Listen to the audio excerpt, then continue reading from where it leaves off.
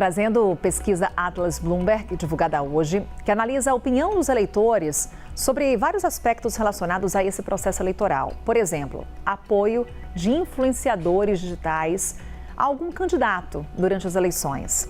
Bora conferir então a resposta dos entrevistados? A pergunta feita era se o apoio de influenciadores digitais nas eleições se vai fazer alguma diferença na sua decisão eleitoral.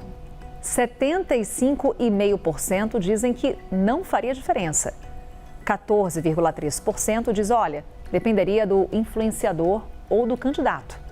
3% dizem que são mais propensos a votar nesse candidato a partir do apoio de um influenciador.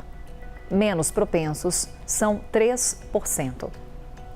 Temos aí em tela, então, os números. E partimos agora para um outro recorte também feito nesse levantamento sobre o risco de desafios políticos que o país pode enfrentar nos próximos meses, de acordo com a percepção dos entrevistados. Então, vamos lá, né? Está em destaque aí revelações sobre grandes fraudes ou esquemas de corrupção. Muito provável que isso aconteça na visão de 47% dos entrevistados.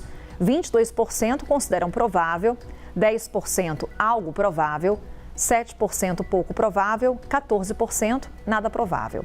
Aumento de ataques ou assassinatos relacionados a facções criminosas, preocupação com a segurança, algo que a gente vem destacando, inclusive durante essa semana. Falamos sobre isso com o Theo Cury e com Roberta Camargo lá no Rio de Janeiro. Para 36% é muito provável que esse aumento aconteça.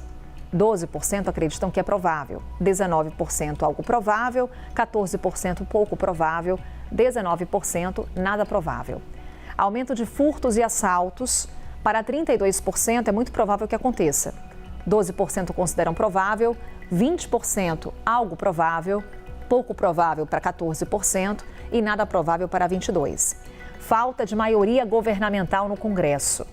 Muito provável para 25%, provável para 11%, 29% apontam como algo provável, 13% pouco provável, 23% nada provável. E com relação a golpe de Estado, 46% acreditam que não é provável, nada provável, 14% pouco provável, 11% provável, 12% algo provável e 18% muito provável. E temos também aqui um outro recorte com relação a protestos violentos, depredação de patrimônio público. Para 39% é nada provável, destituição ou demissão do presidente. Para 66% nada provável, paralisação de centros urbanos ou grandes vias de transporte. Para 39% nada provável, greves de ampla escala. Para 44% nada provável. A gente está aí com esses recortes do levantamento Atlas Bloomberg, que ouviu, vamos aqui aos números da pesquisa, 5.021 eleitores em todo o Brasil, entre os dias 22 e 27 de julho. Margem de erro é de 1 ponto percentual para mais ou para menos. Nível de confiança é de 95%, levantamento que está registrado no Tribunal Superior Eleitoral.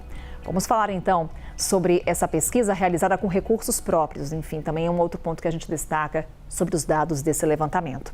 Bora conversar com o Theo Cury sobre os números que mostramos há pouco. Theo, vamos aqui com os números relacionados à corrupção.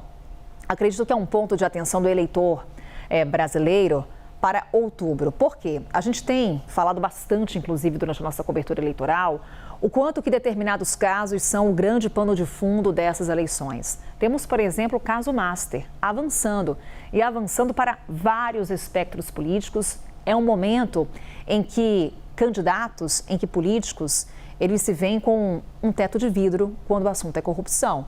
E olha só a percepção do eleitor. Para 47%, revelações sobre grandes fraudes ou esquemas de corrupção serão muito prováveis e 22% provável. Tem caso Master em andamento, tem investigação de fraude no INSS, tem uma série de investigações que estão acontecendo e o quanto que os vários espectros políticos nesse momento estão monitorando os trabalhos da Polícia Federal.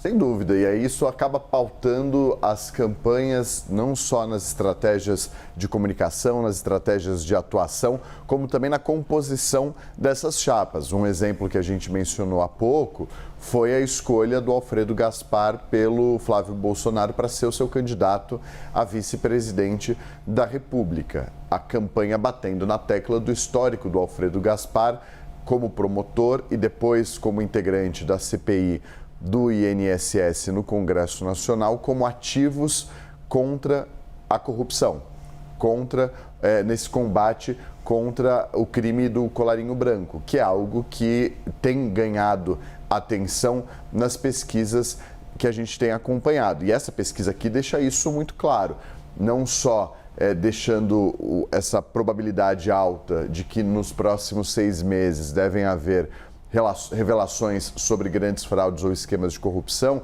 mas como a corrupção e, para além disso, o tema da segurança pública, violência, são considerados os principais receios, temores, preocupações do eleitorado quando ele é questionado sobre os temores, os medos que eles têm, que a população tem, levando em consideração os aspectos da sociedade. E o quanto que isso pauta, inclusive, a escolha do eleitor, né? Quando você coloca aqui, olha, preocupação com a segurança, de aumento de ataques ou assassinatos relacionados a facções criminosas, também o eleitor coloca a segurança como um dos pontos de preocupação nas eleições de 2026. Aparece ali, se não é o primeiro, de acordo com o levantamento, pelo menos nas 3 primeiras posições, com certeza. Está sempre alternando entre corrupção e violência e segurança pública, são as 2 grandes preocupações do eleitorado. Aí chama atenção, aí você vê, por exemplo, preocupação com educação, com saúde, ficando um pouco mais abaixo por conta dessa percepção. E aí alguns elementos ajudam, obviamente, percepção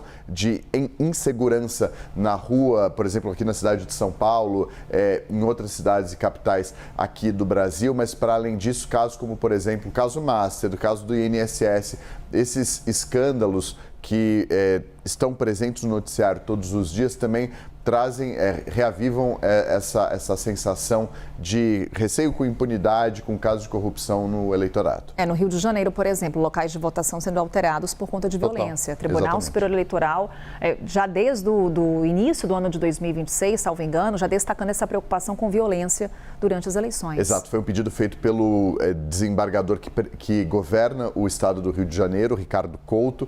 Foi feito esse pedido ao Tribunal Regional Eleitoral, que aprovou o pedido, manda para Brasília para que o Tribunal Superior Eleitoral analise e, com isso, faça com que o governo federal, o executivo, envie um reforço na segurança para o estado do Rio de Janeiro. Não é completamente, não é uma intervenção nem nada do tipo, mas é um reforço da segurança em áreas consideradas específicas e cujo nível ali de segurança é periclitante para as autoridades dos locais.